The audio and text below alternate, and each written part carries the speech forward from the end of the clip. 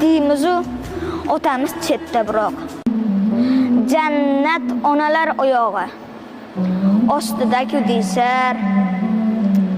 Jannatni istaganlar onasini rozi qilar.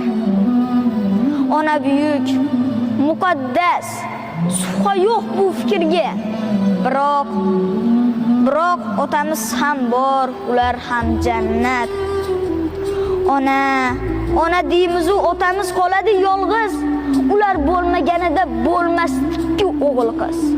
Bu ko'rkam zamonlarda ayol aziz mukannam, erkaklarga so'z qolmas, go'yo emas-ku odam.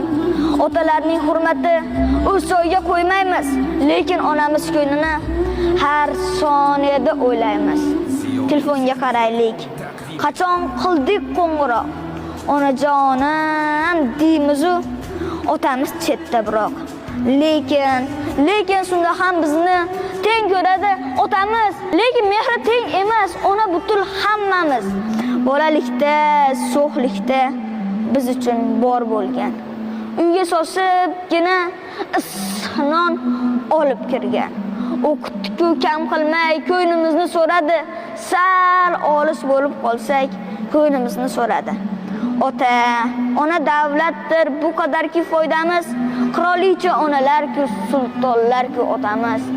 Sulton bo'lmasa davlat bo'lmay qoladi. Onani ona qilgan aslida otalarimiz bo'ladi. Ikkisin teng ko'raylik. Ona borki hayot bor. Otasini asragan ham jannat. Barakalloh. Firdavs otalar haqida ajoyib monologni ijro etdilar.